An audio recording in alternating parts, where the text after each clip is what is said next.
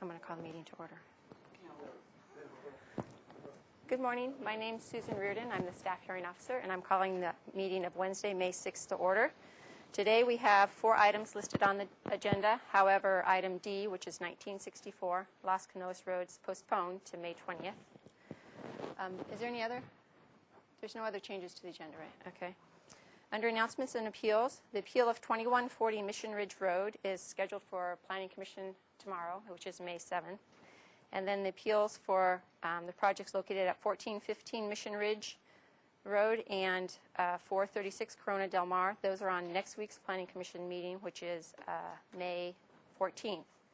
And then we have a 4th appeal that I previously announced at 618 San Pascual Street, and that one's at on the PC agenda for May 21st.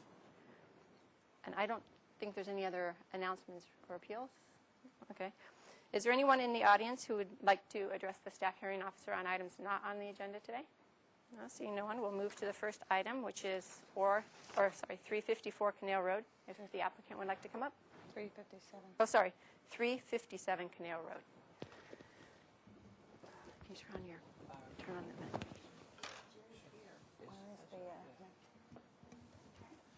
Okay, the way this proceeds is that Joanne will provide a staff presentation, and then you'll have an opportunity to provide a response.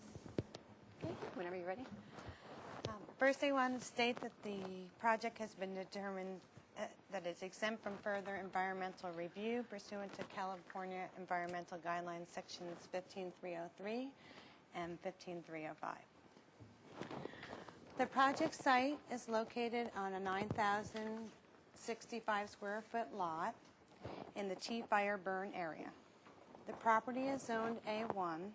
Although it is a small lot for the A1 zone, it requires 35-foot front yard setbacks on 3 sides and a 15-foot interior yard setback. The previous development on the site consisted of a single-family dwelling, a detached 2-car carport, detached accessory space, and a deck. The original residence and garage were constructed in 1956 and were non-conforming to the required 35 front and 15-foot interior setbacks. In 1985, a modification was approved to allow the conversion of the detached 2-car garage to accessory space in the required setbacks and to construct a new carport. Also, at that time, a deck was approved that was not located in the required setbacks. The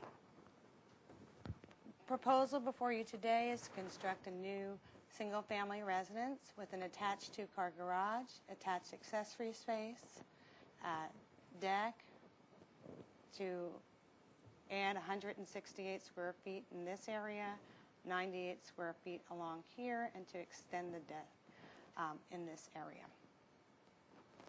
Also proposed is a change to the roof pitch for the dwelling. The proposed rebuild is designed to replace the detached carport with an attached 2-car garage, to reduce the size of the former detached accessory space and to attach it to the dwelling, and to locate it in a more conforming location on the lot. The proposed rebuild, the request today is for modifications to allow new construction in the required 35-foot front and the 15-foot interior yard setbacks. As the lot is significantly below the minimum size for the A1 zone, and it is further constrained by its location on a sharp turn and being subject to 3 front setbacks, it is staff's position that the modifications being requested will allow for minimal expansion of the previous building footprint and will result in a more conforming location for the parking structure and the workshop area. Staff would like this proposal approved and supported with the condition that the approval includes proof that the portion of the brickwork over here within the public right-of-way has obtained the necessary encroachment permits. Okay, thank you. I did want to mention that we did get a letter from Paula Westboro regarding the project. Okay.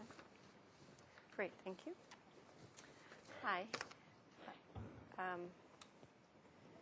don't think I have any questions at this time.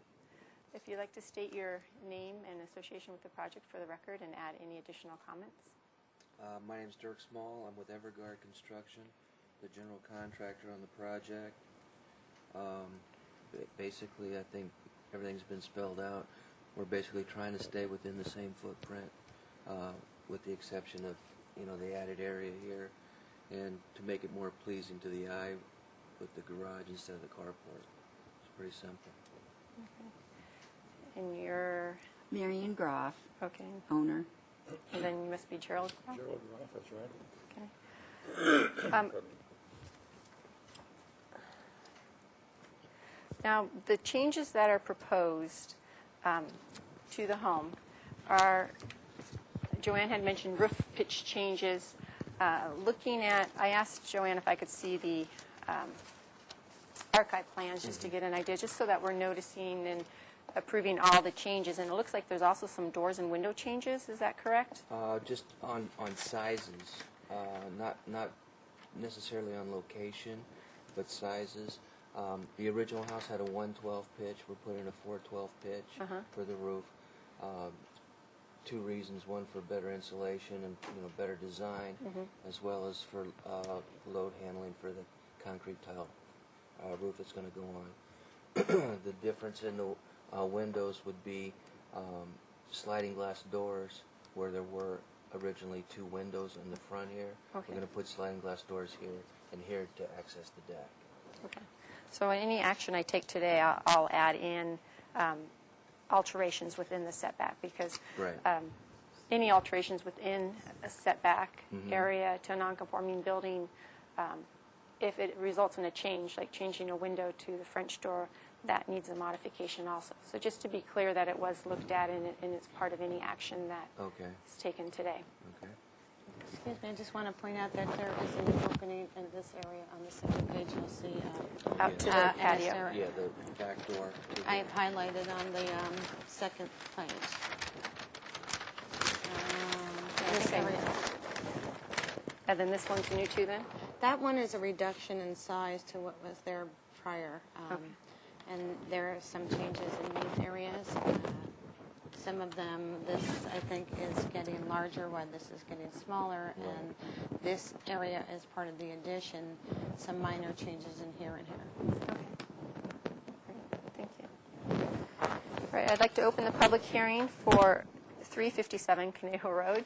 Is there anyone here who would like to address the staff hearing officer on this project? No? Like Joanne said, we received a letter from Ms. Paula Westbury regarding the project, and she is opposed to the project. She regularly monitors all the agendas and submits letters on the projects. With that, I'll close the public hearing. She's opposed to the project, you said? Yes, you can read the letter if you want. Yeah, I'll give you a copy here. I mean, Who is she? who is she? She's just a person who lives within the city limits, and she has Indian heritage, so she says a lot of this is Indian land. Like here, this was not a T-fire casualty. It was never there at all. The size is too big for the lot. Trees were standing. Too big. Yeah. She regularly monitors all the hearings. I've read the staff report, and I visited the site, walked around. I'm actually real familiar with this area now because there's been quite a few applications before me. As I commented to you before the hearing, it's just interesting the way the fire went through this area. And I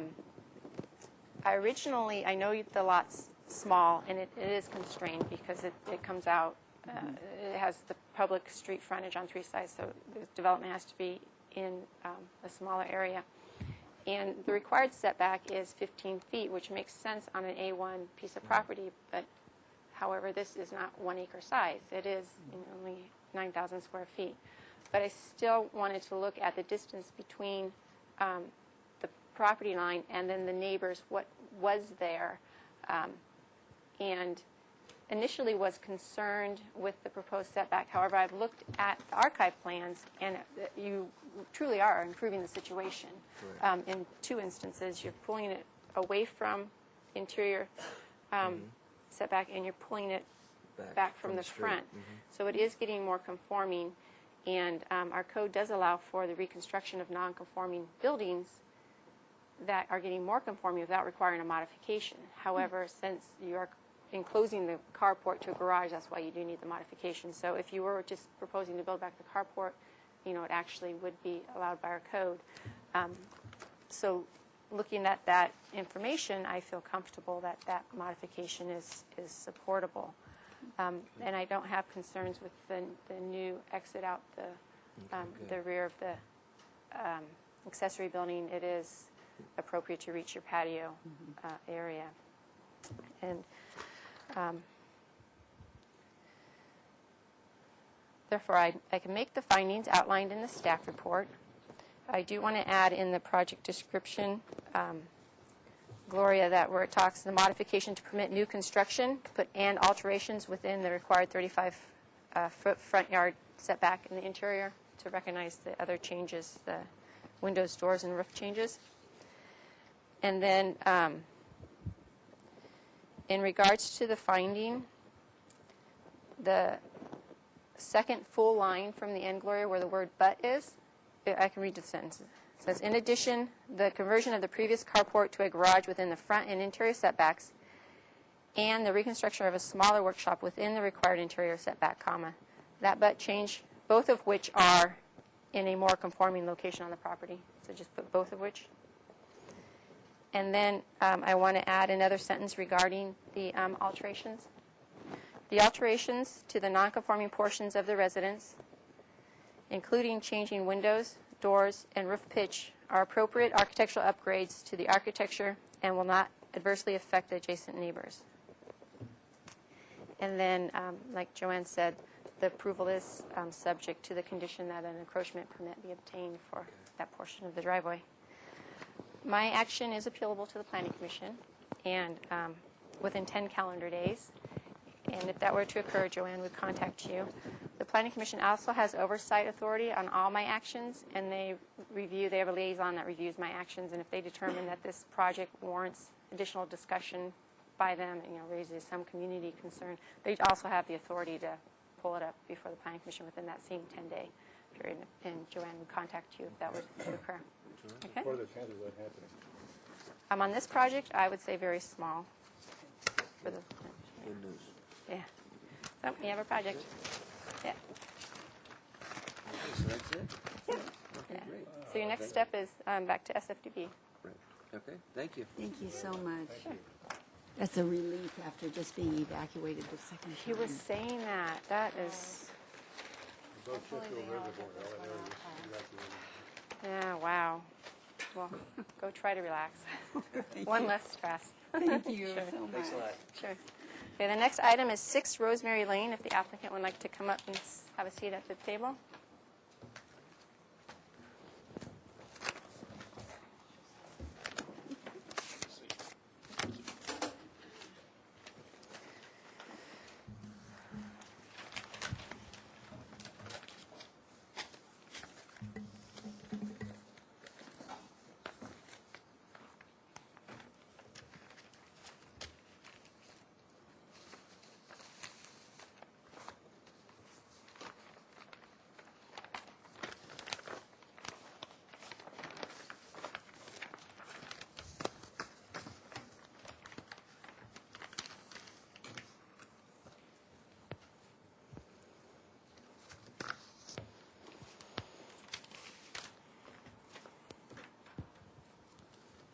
Ready? Yes, anytime, sorry. Thanks. Project site is 14,680 square feet, zoned E1, located along Rosemary Lane, Abigail Lane, and right down here touching on Cedar Lane. Current development on site is a single-family residence, single-story, with an attached two-car garage. The proposed project involves a complete remodel and an architectural change to the existing house and a single-story addition here in the rear.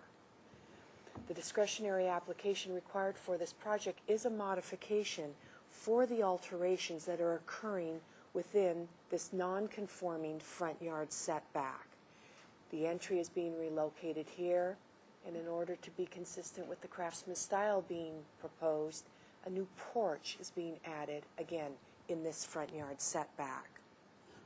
It's staff's position that the improvements being made are going to be much more compatible to this particular neighborhood, which is developed with many architecturally significant residences, and that the minor amounts of additional encroachment do not result in new floor area, except in this very small portion, which does not intensify the existing non-conforming setback.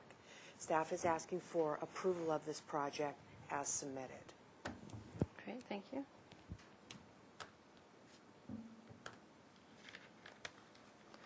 I actually had a question regarding the hedge. The height of hedges and fences within the front 10 feet of the property line, and then for a distance of 20 feet back along a driveway, and 10 feet away from the driveway is required to be 3.5 feet in height. I see these are all shaded. I'd like to comment on that. Okay. The temporary moratorium on hedge enforcement is in place, except for those that affect public safety. We have had the transportation planning staff out to the site. They did not have concerns with the vegetation here along this front lot line next to the driveway, in that within 10 feet of what's actually a driveway, the hedge does not create a visual.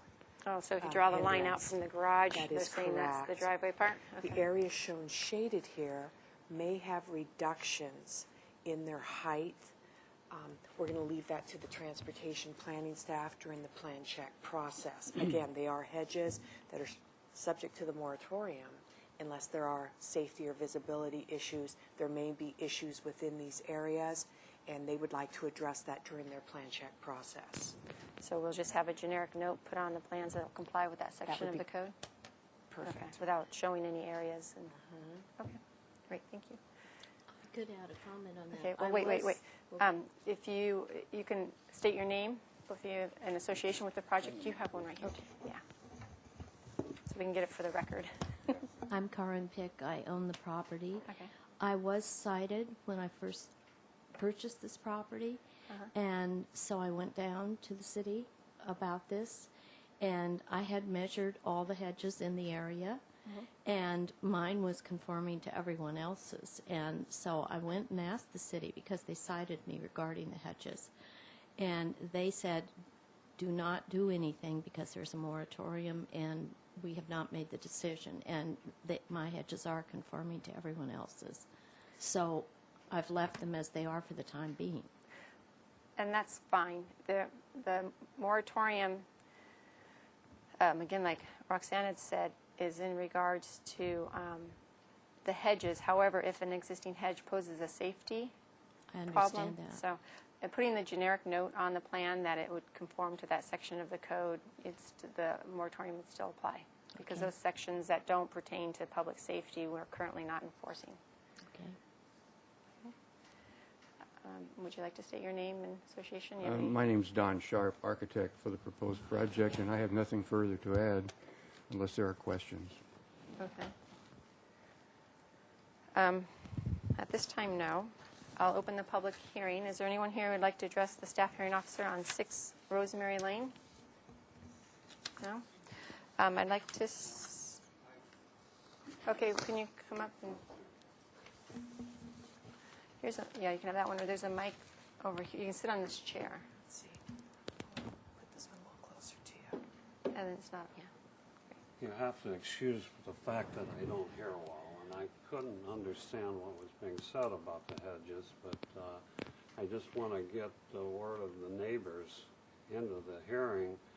We're all very concerned about retaining the hedges at their current height because it does provide character to the neighborhood, it provides privacy, and they're really essential to the character of the neighborhood. Okay, what's your name? Oh, Larry Mason, Lawrence Mason. I live at 5 Rosemary Lane, right across the easement, actually. I've got a map here with some of the addresses identified, so this would be his lot. Here's the subject site.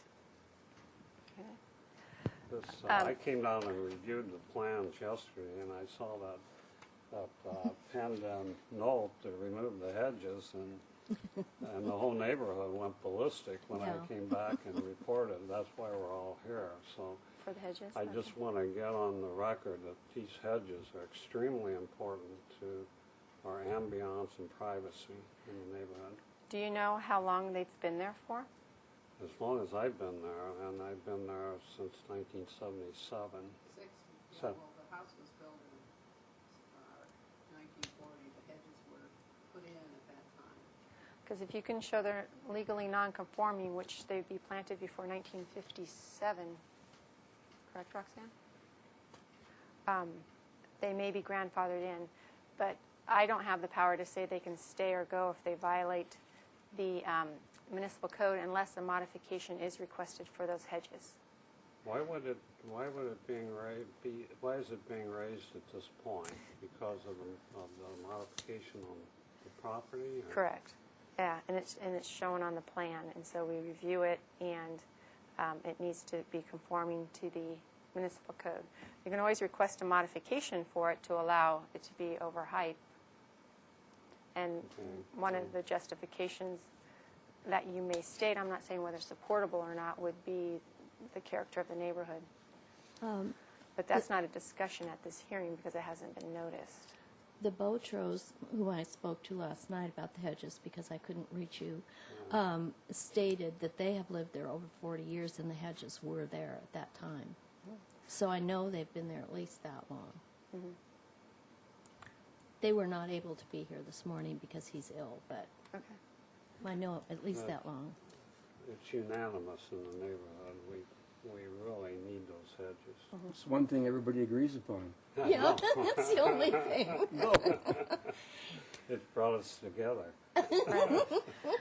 Well, like I said, it hasn't been noticed for this hearing, so I'm not, part of the request today is not for me to approve them to be over I height. understand. So I just wanted to But get on the that- record yeah, okay. that we all, highly support them. it's unanimous. Mm-hmm. We all oppose removal or even reduction for that Mm-hmm. matter. Okay. Well, by placing the note on the plan that it conforms to that section is more lenient, is that the word? It's not lenient. Instead of me saying they have to be cut down, I'm leaving it up to the discretion of the transportation staff to determine what truly is a safety hazard.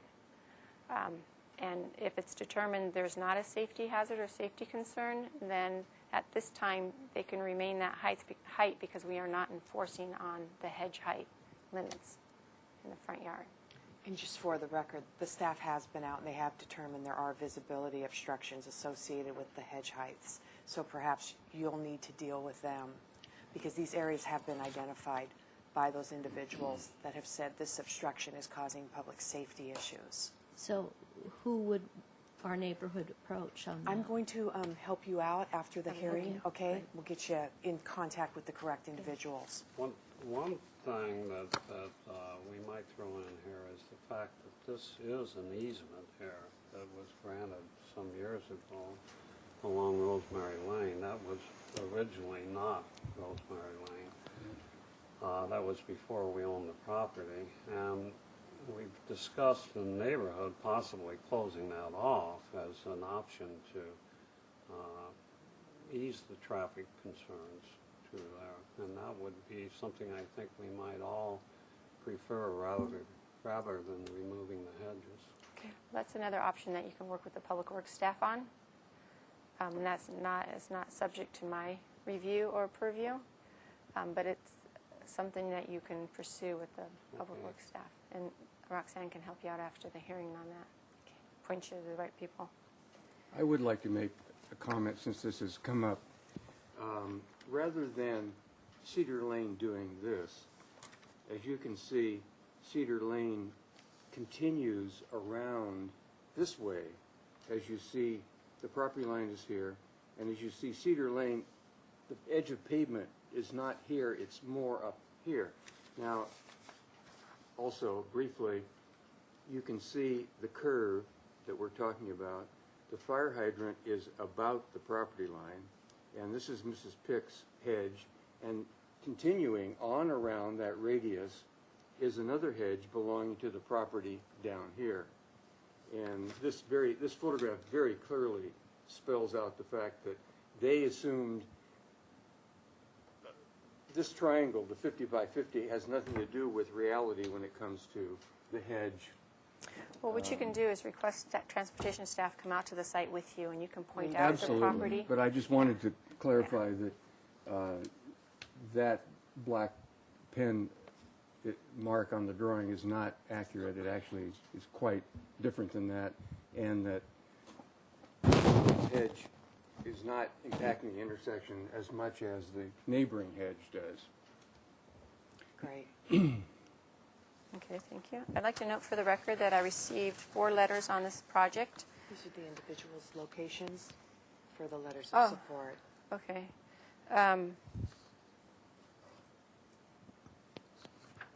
So I received 3 and 1 from Paula Westbury. So you received 4. I received 1 from Wes and Mary Jo Gibson. They're strong support of the application, and they are Here's the Gibsons. 2 Rosemary Lane. And then I received another from Prem Krish.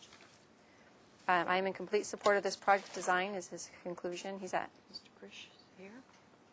okay. And then Marion and Phil Is it Butro. Botro. Botro. Across They're from right. Ann Abigail. right there? Okay. And I then- received one additional one from Emily Nichols. Okay, Emily Nichols, and And Miss she. Nichols is over here. So down Cedar Lane from the Okay, project yes, site. and she's- okay. And then the one from Ms. Paula Westbury expressing concerns with the project.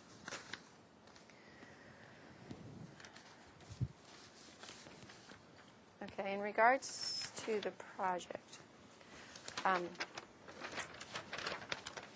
for the front yard modification, my findings that's it's, consistent with the purposes and intent of the zoning ordinance, and then necessary to secure an appropriate improvement on the lot. Front yard modifications for me are, especially when they involve new square footage, are harder to support because they more likely impact the neighborhood. So I look at those with a closer eye.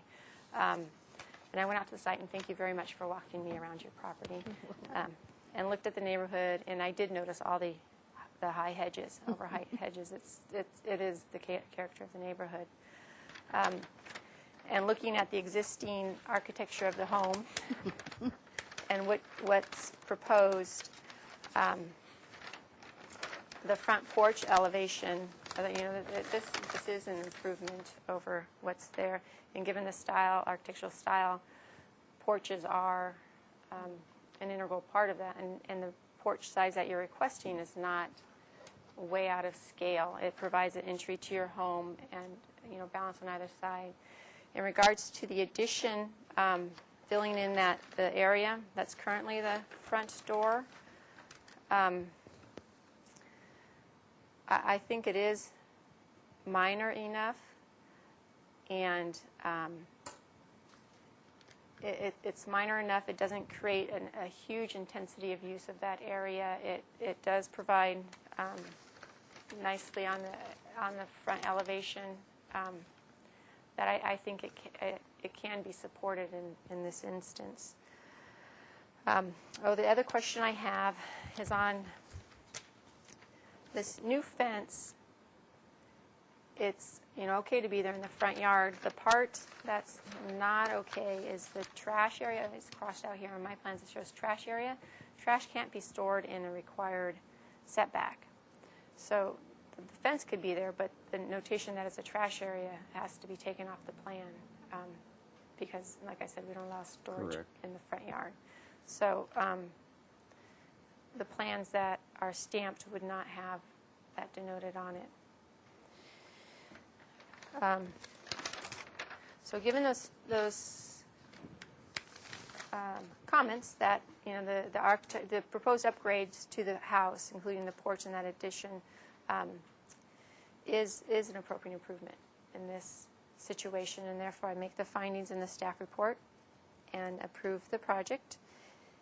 And there's no proposed conditions that area will just be crossed off of the second sheet. Okay? My action is appealable to the Planning Commission within 10 calendar days, and if that were to occur, Ms. Malazzo would contact you. And again, Planning Commission has oversight authority of all my actions, and if they feel this raises significant concerns, they can call it up before their body too, and that's the same 10-day appeal period. Okay? Thank you. Sure. Thank you.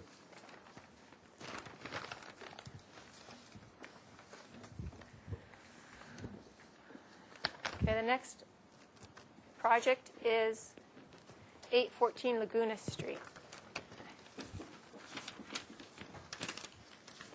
Morning, ladies. Good morning. I'm Hector Torres with the Center Urban Housing Authority, Operations and Modernization Coordinator.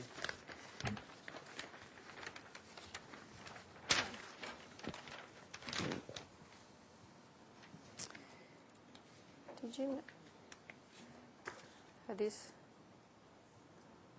He has two applicants. Okay. This is Las Canoas, has Okay. been continued. Right, yeah. Okay, And I was this just is- wondering if it was the same. So you're Hector? Yes. Okay, Roxanne, whenever you're ready. Sure. Project site located here, outlined in green, has frontage on East Cannon, Perdino, Laguna Street, and Vine Street. Current development is 14 units and 6 townhouse. The proposed project before you today is a request to expand an existing trash enclosure, shown here in the purple highlight off Laguna Street inside a parking lot. The existing trash enclosure is not large enough to accommodate the recycling bins that are currently being stored outside here. So they are asking for a request to expand the existing trash enclosure to accommodate those recyclers. It's a 3-foot expansion, but it will result in the enclosure being 7 feet from the front lot line instead of the required 10. So this 38 square foot area is asking for relief to be located within the 10-foot required front yard setback. It's staff's position that we are encouraging the use of the recycling containers, that this is the appropriate place to do this. This is the existing trash enclosure area, making for easy pickup by the disposal company. They don't have to pull into the parking lot and, generate noise or come in contact with blocking either maneuvering out of the parking spaces. But this is the appropriate place to do it. Per the Architectural Board of Review comments, they would like it to be screened as the existing trash enclosure is. Staff does recommend that the area here, as noted by the transportation planning staff, keep the vegetation reduced to a maximum height of 3.5 feet so that visibility is not obstructed with the expansion.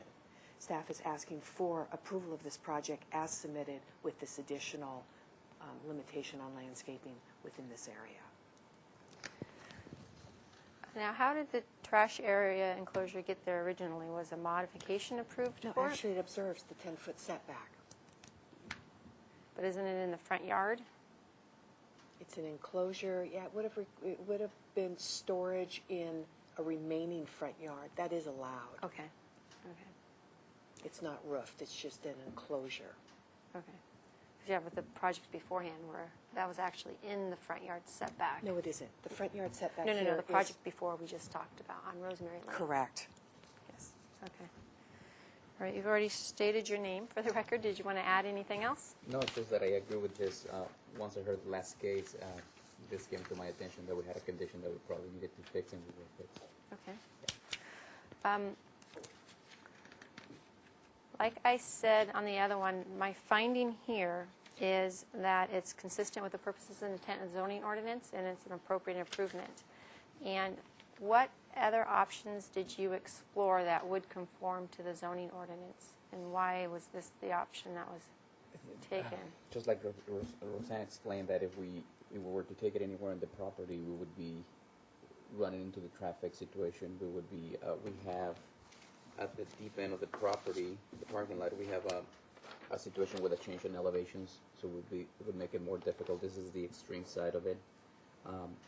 The convenience for the trash recycling pickup is right at the entrance. It just, all in all, it's a better application here, and due to the restrictions of everything else, it's the area that we feel that is the best applied for. Because one of the things I was wondering is switching this with the parking space. So you'd still have the parking space, but this would be back here. Because when the trash comes in, they are already blocking access to the parking lot, and they're blocking the sidewalk. Right. We thought of that. It is a family complex, large families, kids, and so we felt that moving the trash truck further in, it's just it creates a safety issue for us.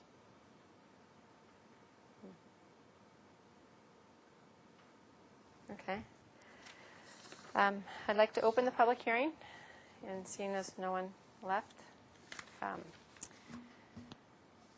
I want to note for the record that I did receive a letter from Paula Westbury, and again, she expresses concerns regarding the expansion of the trash area. Right.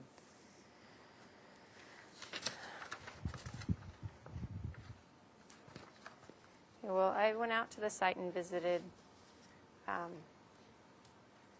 the site and surrounding uses, and I agree the existing situation now, it impedes visibility for the road.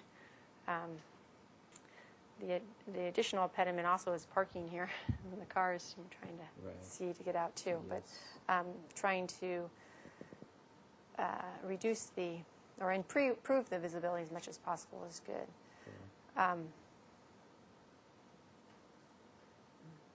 I recognize that it is an existing building, or existing use in that area that was built with the development, the townhomes, or the That is correct. Yes. units at the time, and the city is encouraging recycling, and it does improve the existing situation, screening those trash enclosures, and therefore I will make the findings outlined in the staff report.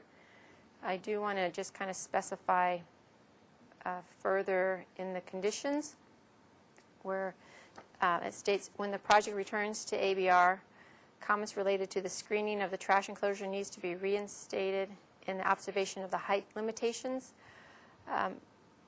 Recognize the exception for the vines on the wall, because the vines on the wall are fine, but those vines are going to exceed 3.5 feet. So that any proposed landscaping and new location landscaping in front of the trash enclosure for the distance of 10 feet needs to be 3.5 feet tall. Got it. Okay? I think the vines that we're talking about are vines that are up against the masonry wall, which can easily go back on. Yeah, and that's Just a fine. screen. That's Yeah, just and fine. those I just wanted to make clear in here that the screening of the trash, because vines are a screening of the trash enclosure, so I wanted to make sure that it was clear that the vines are okay on the wall. Correct. But anything in front, that hedge or any other planting needs to be low. Excellent. Okay, great. And so, like I said, the other projects, there's a 10-day appeal period, and the Planning Commission has the oversight authority, and if they were to call it up or appeal were to occur, Roxanne would contact you. Alrighty. Right? Thank you, ladies. Thank Have a great you. day. You too. And with that, I adjourn the meeting. Thanks. Yeah.